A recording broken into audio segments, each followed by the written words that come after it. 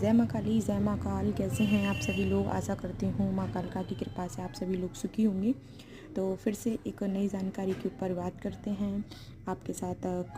कोशिश करेंगे जानने की, बात करने की कोशिश करेंगे। यदि आपके मन में साधना के दौरान, जैसा कि नवरात्रि चल रही हैं, गुप्त नवरात्रि, और गुप्त नवरात्रि गुप्त में ही उनकी पूजा की जाती है, और आपके मन में विचार आ रहे हैं कि साधना छोड़ देनी चाहिए, बहुत सारे विघ्न आ रहे हैं, तो ऐसे में हम क्या करें?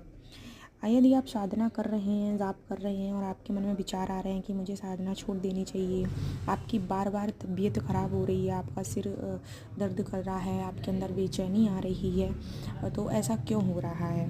और आपको लग रहा है कि अब तो मेरी साधना कंप्लीट ही नहीं हो पाएगी, या आपका ब्रह्मचर्य बार बार टूट जा रहा है, तो सबसे पहले बताऊं, यदि आपके साथ ऐसी कुछ मिस्टेक हो चुकी है, या ब्रह्मचर्य टूट गया है, या कुछ गलतियां हो गई हैं, तो माँ से क्षमा कीजिए, क्योंकि माँ ही सब कुछ करवाती है। और माँ से बोलिए कि माँ, ये सब तेरी ही देन है, तू ही करवा रही है, और ऐसा मत करिए मेरे साथ। मैं आपकी बच्ची हूँ, बच्चा हूँ, मुझे माफ़ कीजिए, और साधना में कोई विघ्न उत्पन्न ना हो, ऐसी मैं आपसे प्रार्थना करता हूँ या करती हूँ। माँ से ऐसी प्रार्थना अवश्य कीजिए। और दूसरी बात, और ऐसे विचार आ रहे हैं तो क्यों आ रहे हैं?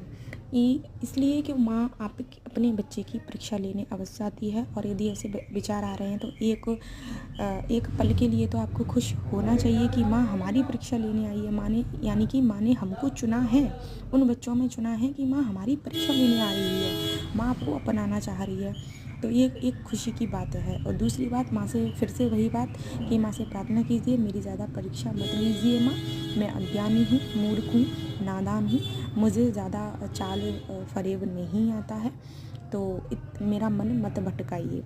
तो ऐसा आप यदि माँ से प्रार्थना करते हैं तो आपकी साधना बिल्कुल सफल होगी। माँ आपको दर्शन देंगी और कोई विघ्न उत्पन्न नहीं होंगे। और साधना करने से पहले आप जब आसन पर बैठते हैं, आसन पर बैठने से पहले गणपति जी का ध्यान अवश्य कीजिएगा। यदि आप गणपति जी का ध्यान करते हैं, एक माला गणपति जी की करते हैं, तो गणपति विघ्न हरता है। जैसा कि किसी कार्य में सफलता पाने के लिए गणपति का ध्यान अवश्य करना चाहिए। तो गणपति जी का ध्यान करने से निर्विघ्न होकर आप पूजा कर सकते हैं, और माँ इससे बहुत प्रसन्न भी होती है, चूँकि माँ के लाडले पुत्र श्री गणपति जी हैं। और गणपति जी के साथ आप बजरंगबली से प्रार्थना कीजिए कि साधना में कोई विघ्न उत्पन्न ना हो। भैरवनाथ को अवश्य मनाइएगा, और माँ काली की साधना कीजिएगा।